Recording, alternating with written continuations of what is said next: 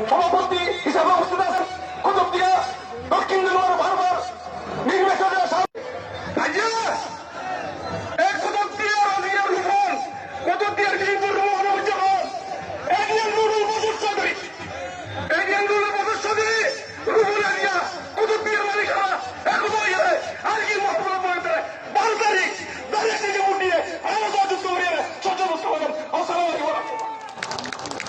এখন আপনাদের সামনে সংক্ষিপ্ত আকারে বক্তব্য রাখবেন বড়গাঁও ইউনিয়ন বিএনপির বিপ্লবী সাধারণ সম্পাদক জনাব জেড.এম. জিয়াউল হক জিয়া।